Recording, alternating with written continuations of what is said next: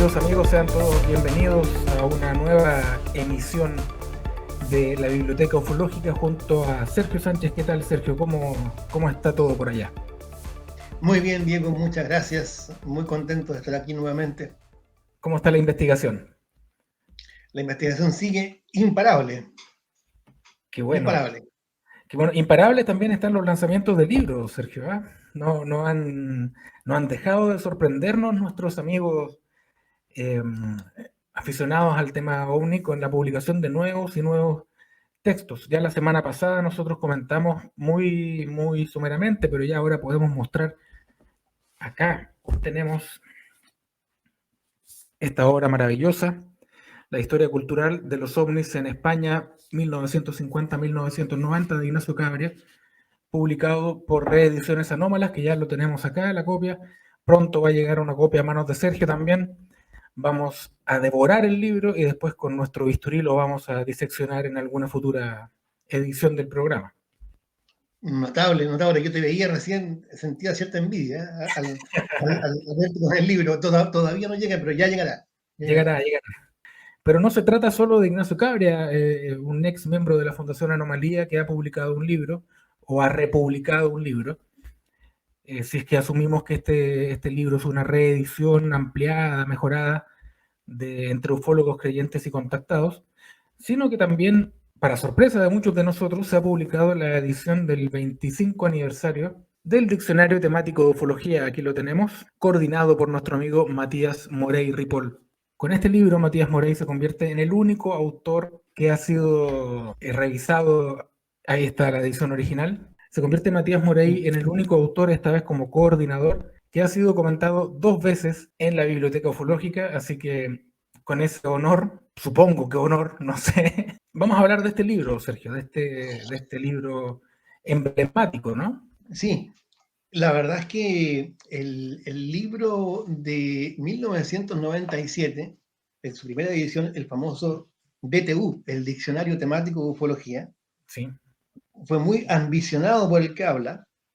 Y yo, era una época en que uno escribía así, yo no tenía, existía el Internet, por supuesto, y existían los correos electrónicos en 1997, pero yo no tenía.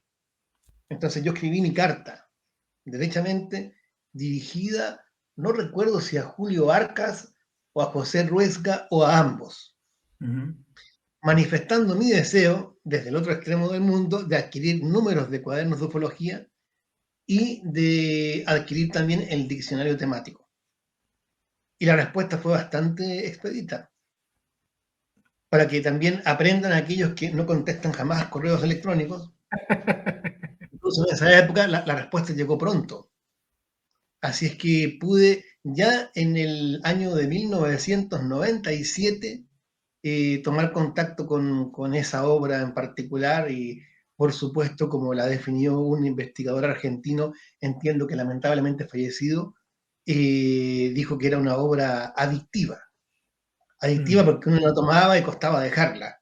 Y así fue en mi caso.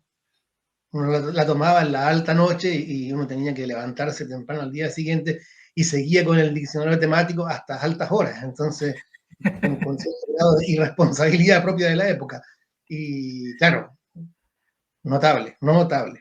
En 1997, claro, había internet, pero no era tampoco tan masivo, ¿eh?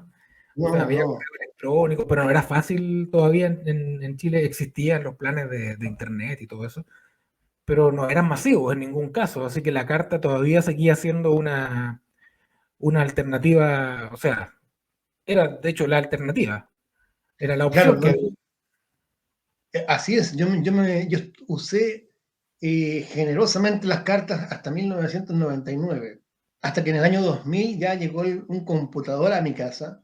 con acceso a Internet. Y perdón que haga una cuestión personal, pero quizás algunos se sientan identificados. Yo cuando por primera vez me metí a Internet, nunca lo olvidaré, en abril de 2000, Ujú. comencé en los buscadores de la época y puse un tema en particular que me interesaba. La verdad fue como un juguete nuevo. Y ese Claro, sonido que tenía el teléfono, un sonido muy particular, se que era la conectaba llamada. así. Claro, un sonido que me despertaba toda mi avidez por las páginas, por el conocimiento. Era notable. Yo esperaba la noche para poder sumergirme en la búsqueda, los temas que más me importaban. Pero es que es difícil describir el entusiasmo, ¿eh? Pero yo, por ejemplo, en el tema, voy a hacer una confesión, en temas de animales particularmente, o de animales prehistóricos, yo había un pozo sin fondo de información. Entonces yo sabía que venía con todo ahí. Ese sonido era el acceso al mundo. Y así fue como uno también fue accediendo a, bueno, como te pasó a ti, y como me pasó a mí posteriormente, fue accediendo a este tipo de material.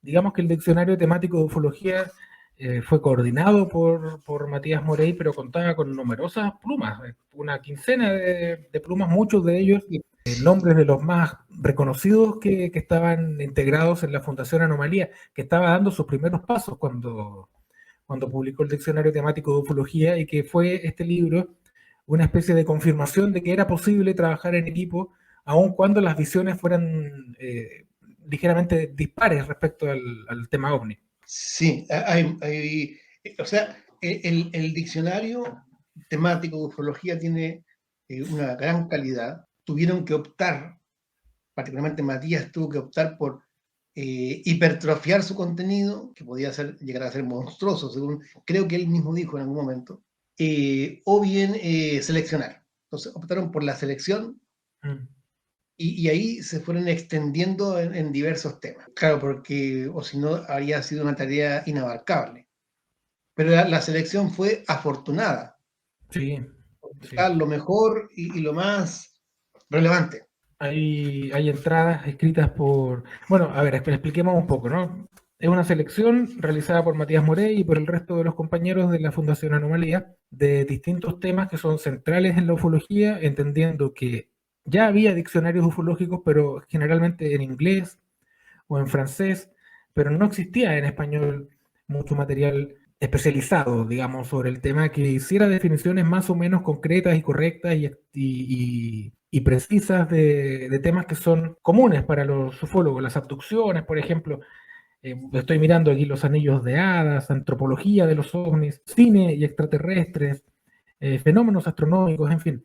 Y cada uno de los autores fue haciéndose cargo de uno de los temas y lo fue desarrollando de manera más o menos extensa. Sí, y que fuese un diccionario que además fuese lo suficientemente neutral, por una parte, y por otro lado que tuviese la suficiente consistencia académica, Exacto. que ese aspecto lo tiene y de sobra el DTU, de la Fundación Anomalía. Entonces, información confiable, por cierto, bien estructurada, actualizada al momento en que se publica en 1997 y que sigue plenamente vigente.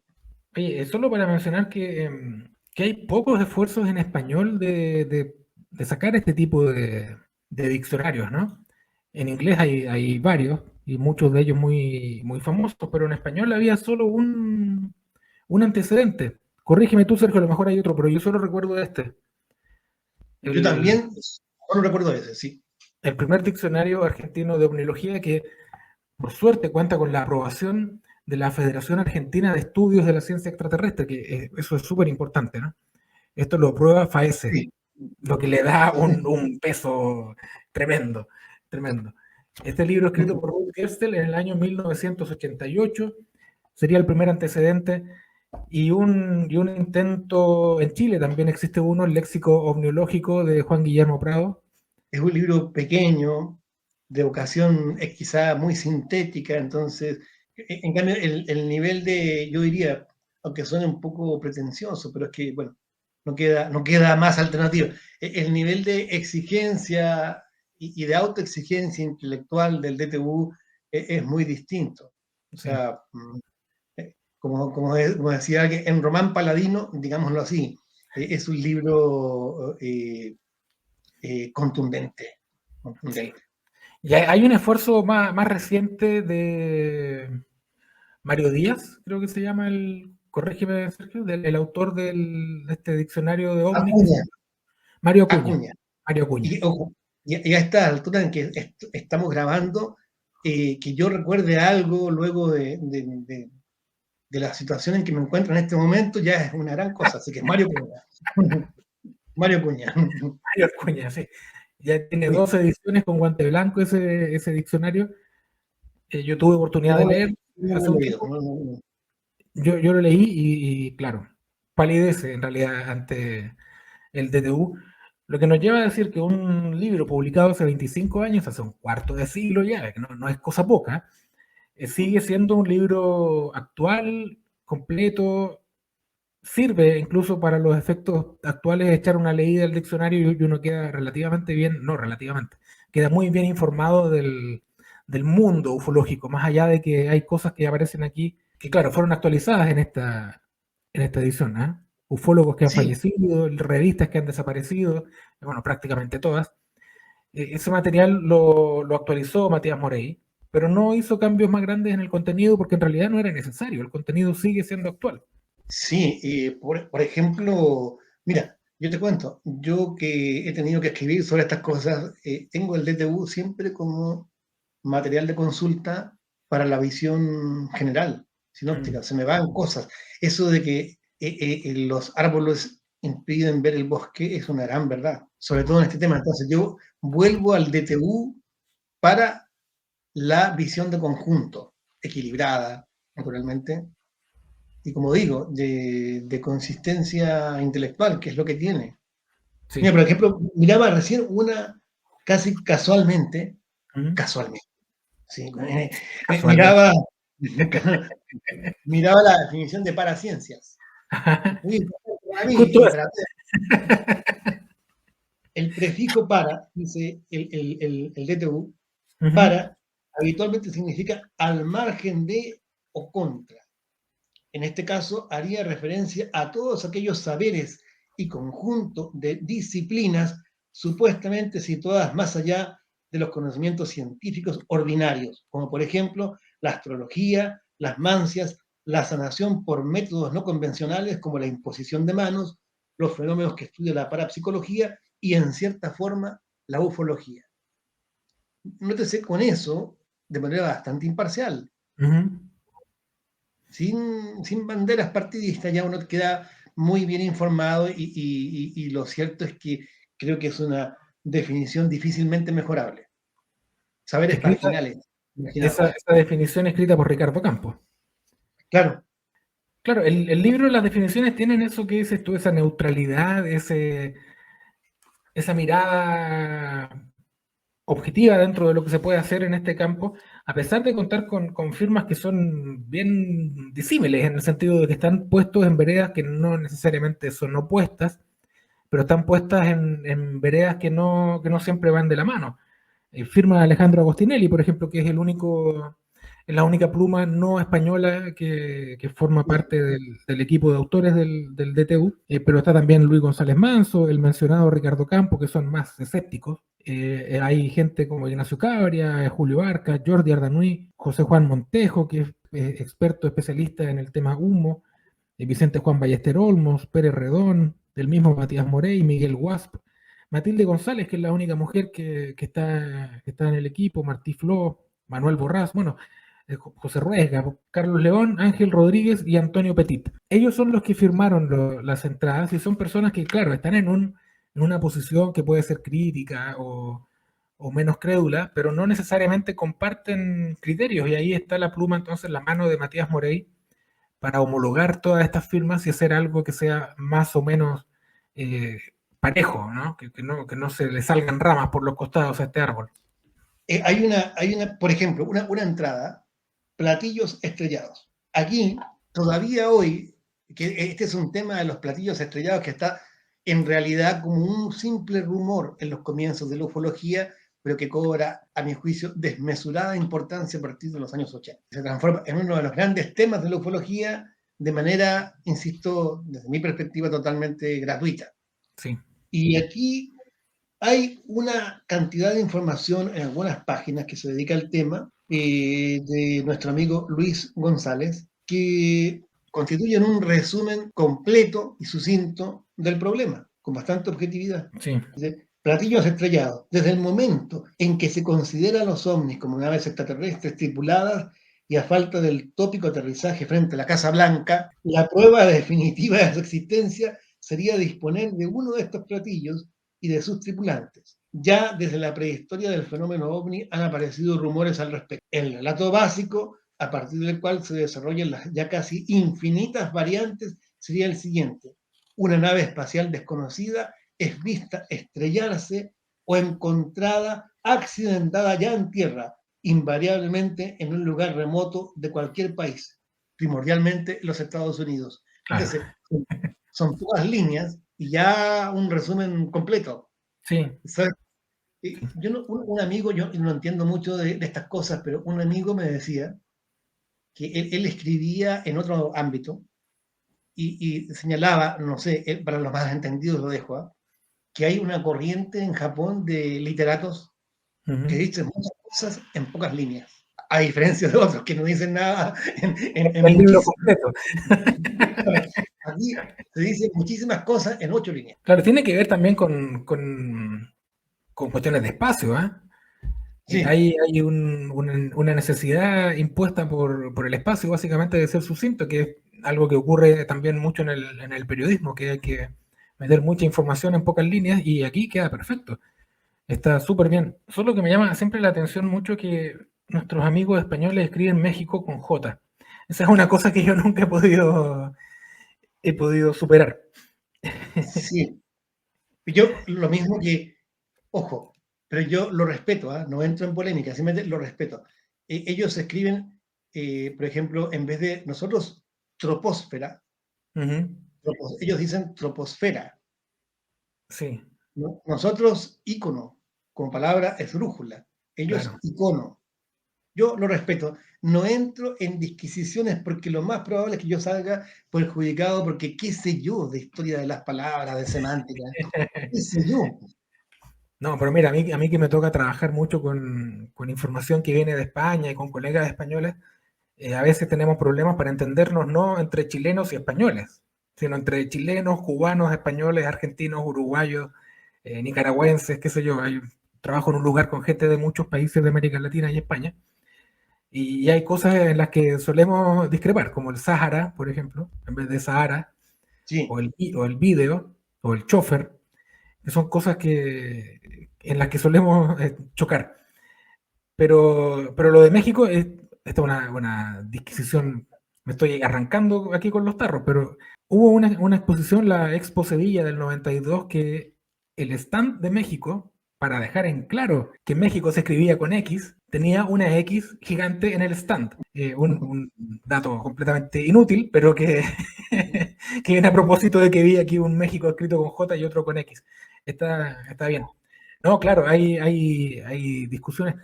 Incluso otro dato, esto sí que ya no le importa a nadie, pero yo conozco una colega acá en Alemania, una alemana que escribió su tesis para la Universidad de Bonn sobre el español latino y el español de España.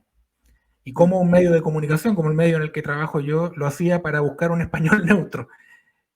La conclusión es que no se puede, básicamente, porque el español de España es correcto en España y el español de Argentina es correcto en Argentina y así.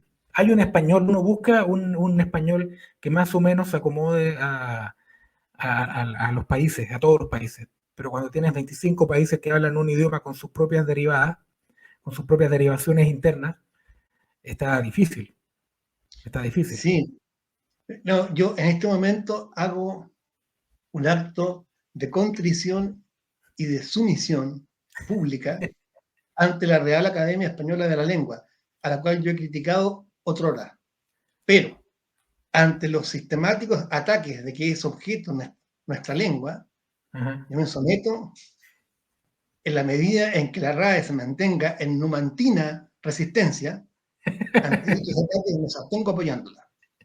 No tiene nada que ver con el tema, pero aproveché. Pero ya que estamos en el tema, último paréntesis, y prometemos que volvemos a los marcianos, pero es que estoy leyendo un libro, una historia, yo soy fanático del grupo Nirvana, ¿no? Estoy leyendo una traducción que hicieron en España del libro Come As You Are, que se tradujo, o sea, lo publicaron así mismo como Come As You Are, que es el nombre de una canción.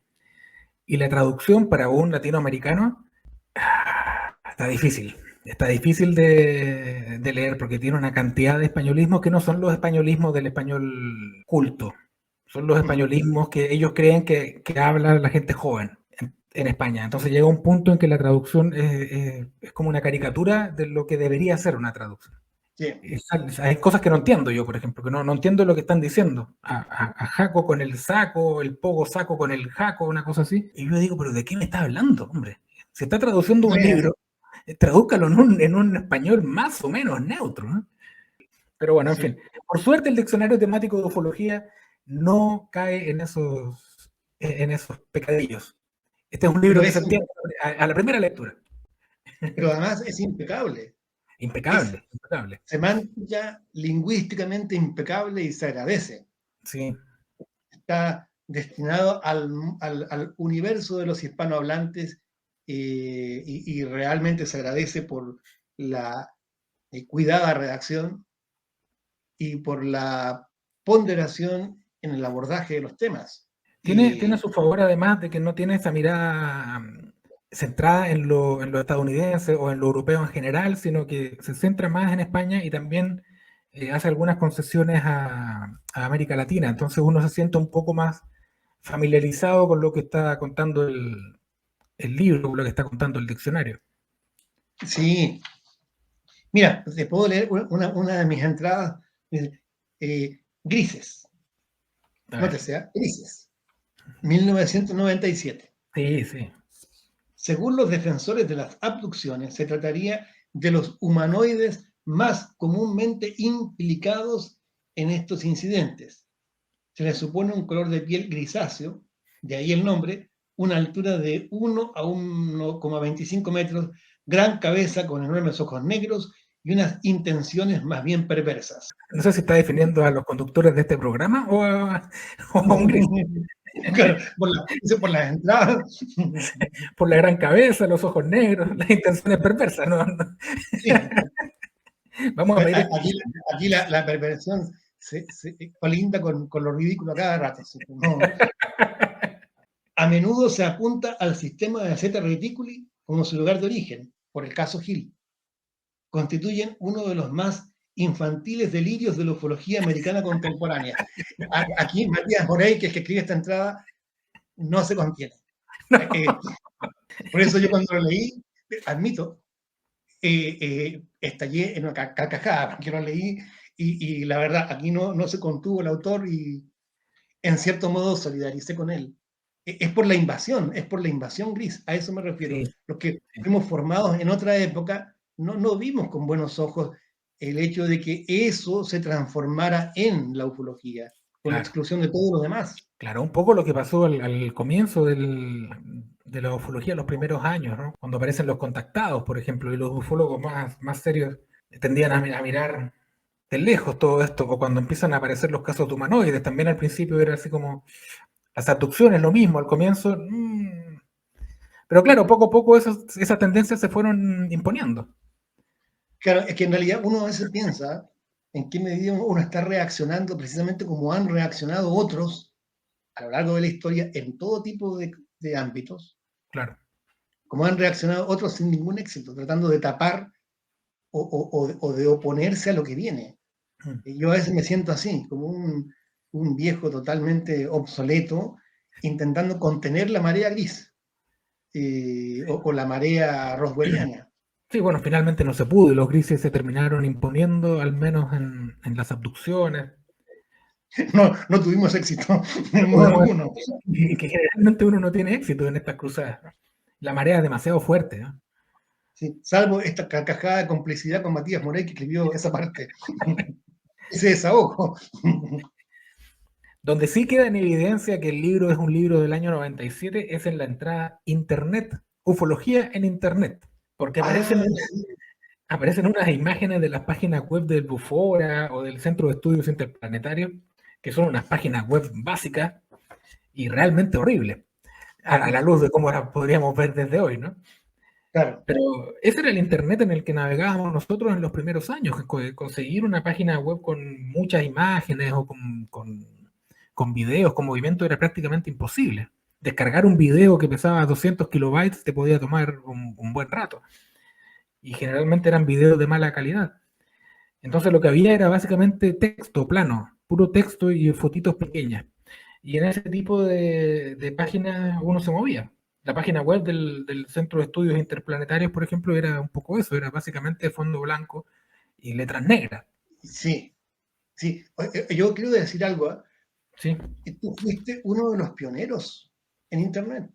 Y no porque estés aquí conmigo, sino que recuerdo que tu página estuvo operativa, si no recuerdo mal, desde 1999, o quizás Y antes. puede que antes incluso, sí. Puede que Sí, el yo te conocí 98. en 99, pero había una página web tuya Sí, cuando pocos tenían páginas web. Y era sobre temas forteanos. en general, sí. Claro, sí. Sí, eso tiene que ver con que tuve la posibilidad de acceder a Internet el mismo año 97, que fue era una de las apuestas de mi papá. Él pensaba que Internet iba a ser una cosa importante, entonces nos puso un computador con Internet en la casa. Y yo al principio miraba con suspicacia esta cosa, este computador, que yo siempre trabajé en máquina de escribir, ¿para qué necesito yo un computador? Claro. Pero de pronto me pasó lo que te pasó a ti, esto de que se abre un mundo, ¿no? Y uno ponía ovnis en Altavista, que era el buscador que usaba yo, y salían montones de páginas de ovnis. Todas igualmente horribles, pero con material al que no se podía acceder de otra manera. Y en esos años también apareció esta página Valientes Platillos, que era una página humorística, ¿no? Tú te acordarás de... Hay presunciones sobre el autor, pero nunca ha querido confesar. Sí, lo niega. Yo se lo pregunté una Sí. vez y lo negó. No formulen preguntas. No formulen preguntas. Oye, el diccionario temático de ufología, ya para ir así hablando en serio de este libro, yo creo que es uno de los libros más importantes publicados en español en los últimos, no sé, los últimos 75 años, ya que estamos. Es, es un Sí, libro, es un libro poderoso. una visión de partida sistemática, sintética, pero sin caer en la superficialidad. Ese es un Sí, gran logro. sí, Y sin duda. objetiva, sí. Y con Objetiva, entradas que no son comunes. claro, claro, aborda temas que en general uno no se encuentra en otros diccionarios de este tipo, con biografías también de personajes que son importantes para los... Aquí estoy abriendo la nueva edición al azar, la letra H tiene la biografía de Richard Hines y de Alan Henry, de entrada, así, pum.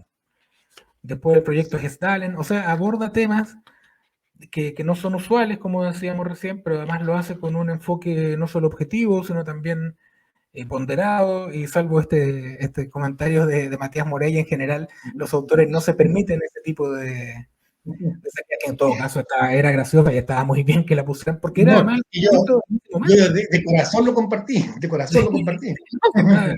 Yo encuentro que estaba bien. En gran Sí, medida era lo que pensaban los ufólogos en el año 97 de la oleada gris. Sí, también hay que ponerse en el contexto en el que fue publicado el libro. Fue publicado hace 25 años. Los grises sí. de hoy no eran los grises de entonces, ¿eh?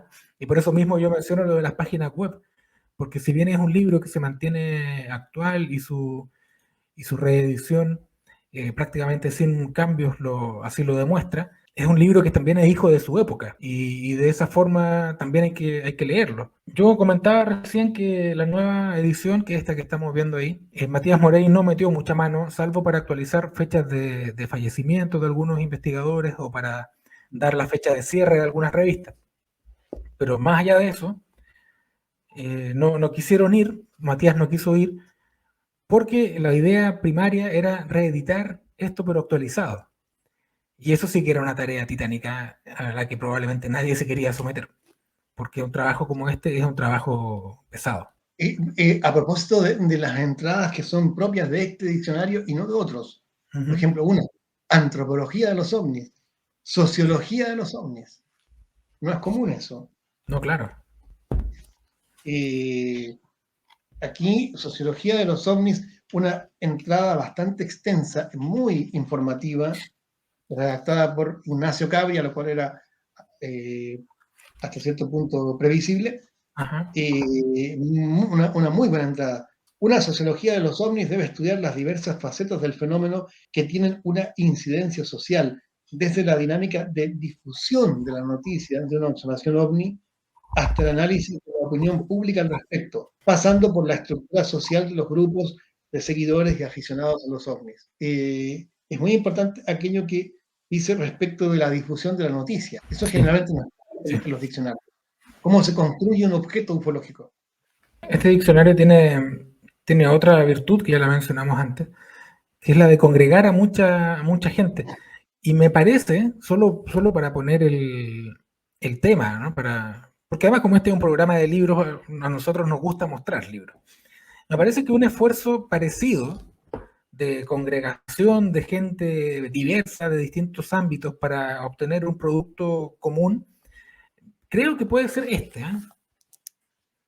La Ah, enciclopedia Más sí. allá de los ovnis que coordinó Javier Sierra para la revista Más Allá, que tiene 4 tomos, y donde firman gente como Alejandro Agostinelli, que se repite, pero también Eric von Däniken o Vicente Juan Ballester Olmos también firma ahí, y hay un montón de gente que uno dice, ¿por qué están escribiendo juntos? Este es, en el caso de Más Allá de los ovnis, es una tarea de coordinación de Javier Sierra, como dije, que incluyó, por ejemplo, a Jenny Randles, estoy leyendo aquí, Antonio Uneus firma, a Ed Conroy, Francisco Padrón, Manuel Carballal, Bruno Cardeñosa, Antonio Moya Serpa, Ignacio Darnaude.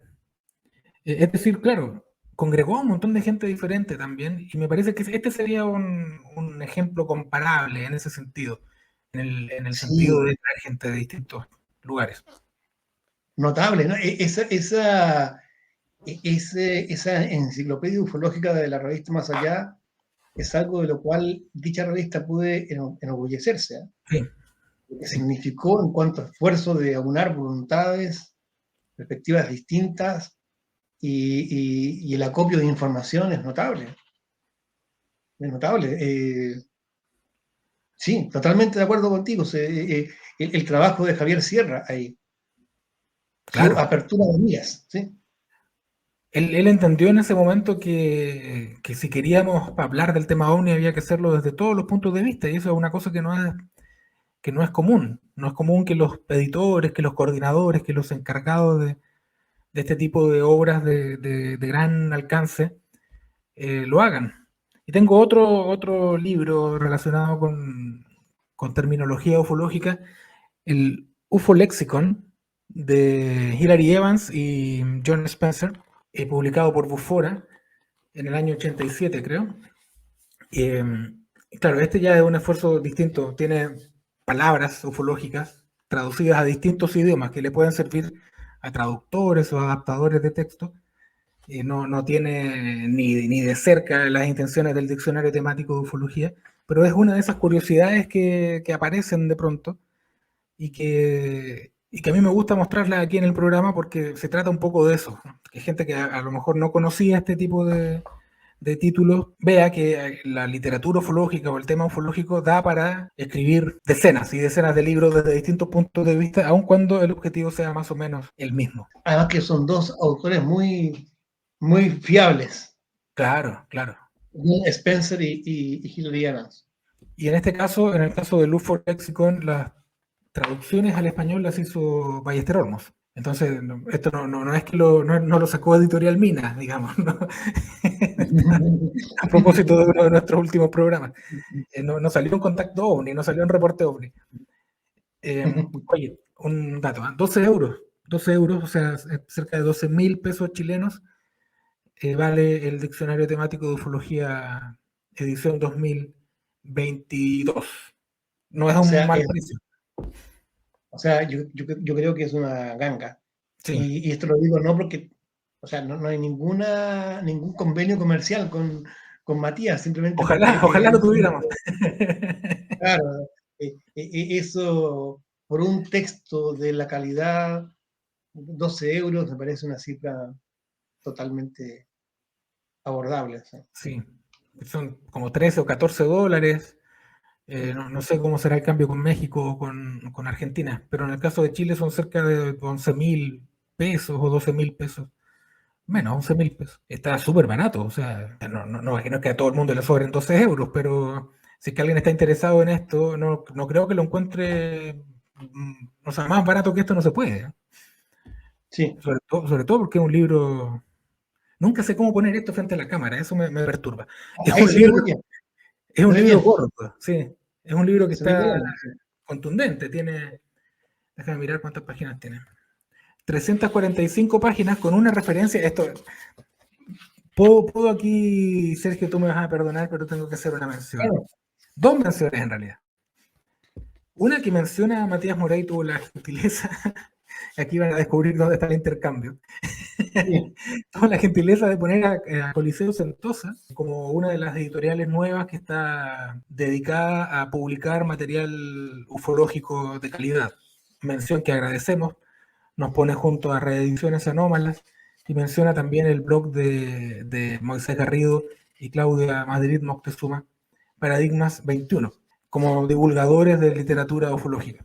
Y menciona entre los libros destacados publicados después del año 97 a Víctor Stokowski, para entender a los extraterrestres, por supuesto a Ignacio Cabria con ovnis y ciencias humanas, y a un tal Sergio Sánchez Rodríguez, que aparece mencionado con los 3 tomos de Érase una vez en Omnilandia.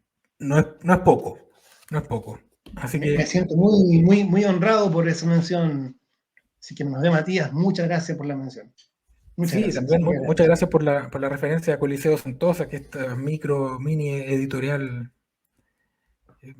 poco artesanal que hemos montado, pero que, claro, hace un trabajo lo hacemos de verdad con mucho cariño. Tanto cariño como el que ponemos en este programa, Sergio. ¿Algunas palabras finales sobre el diccionario temático de ufología? ¿Alguna reflexión? ¿Algún comentario que no te puedas guardar sobre este libro? Mira, quería decir que hay algo que entre las muchas cosas que me gustan de este volumen Ujú. son las consideraciones de carácter histórico y las ilustraciones también que hay en ese sentido. Sí. Eh, yo creo que este diccionario no solamente está destinado a ufólogos, sino que a cualquiera que se interese por las creencias, con independencia de su base fáctica. Pueden esas creencias sustentarse en algo real o no, Ujú. pero las creencias del siglo XX. Entonces, yo creo que para cualquiera que esté interesado en el decurso de lo imaginado y pensado desde la Segunda Guerra Mundial hasta el 2000, debiera acercarse a este DTU. Hay gente que puede pensar que por el hecho de haber sido publicado originalmente por la Fundación Anomalía, tiene un corte escéptico o una visión crítica que no siempre es del gusto del lector de este tipo de libros.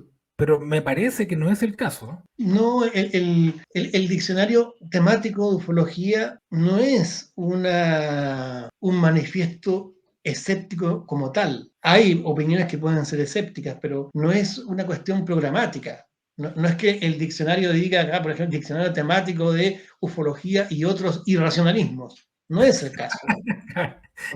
Eso significaría una toma de postura que para mucha gente puede ser, y con razón, inaceptable. Claro, claro. Inaceptable. No, aquí la pretensión es ir al fondo de esta gran saga del siglo XX de manera lo más imparcial que se pueda, pero dentro de dicha imparcialidad toma distancia del objeto. Entonces no está en una postura, digámoslo así, que es lo que a mucha gente le produciría cierto rechazo. No es una postura de escepticismo militante, sino más bien de Ujú. cierta distancia de su objeto, cierta ponderación. Sí. No es un libro que sea partidario, pero por supuesto pone las cosas en su legítimo lugar. Aquí nadie que lea el DTU va a pensar que la ufología como tal comenzó con el asunto Roswell, Claro, para hablar claro. ¿Eh? exacto. Y como bien tú lo dijiste, pusiste énfasis en eso, en el 97 se trataba también de poner algún grado de equilibrio frente a la marea. Entonces, aquí hay algunas concesiones, por cierto, la ufología clásica en cuanto a la historia, Ujú. ante lo que estaba pasando en los 90, que pretendía reescribir la historia de la ufología bajo un prisma que a mí me parece bastante anacrónico, Y eso, en ese juego no cae el TTU. Es un antídoto ante eso. Y ¿sabes por qué te lo digo? Porque recuerdo que precisamente ya se viene acercando junio, se nos viene junio, y Sí. el año pasado había alguien que discutía conmigo en internet, no sé en qué momento me metí ahí, y hablándome de que en realidad hacía, no estoy exagerando, Kenneth Arnold, ¿y quién lo conoce? Realmente es Roswell. Entonces, por favor, ya ni siquiera me tuve fuerzas para responder.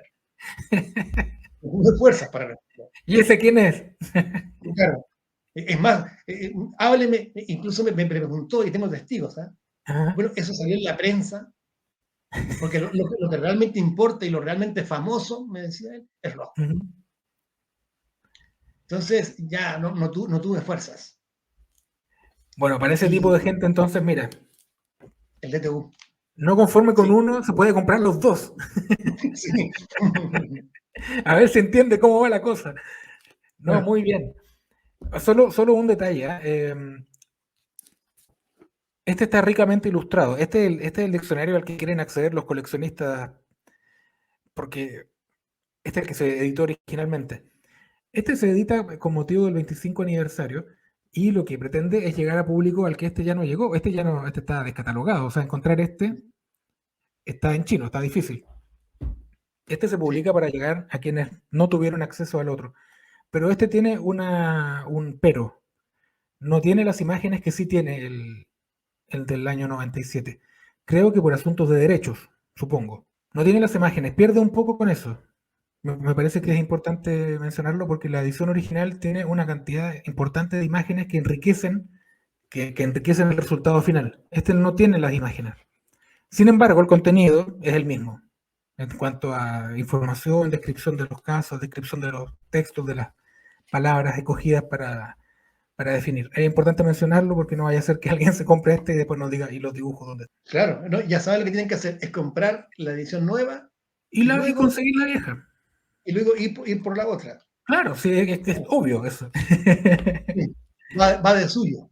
Claro. En realidad un coleccionista de verdad va a querer tener los dos. Eso Sí. es un hecho.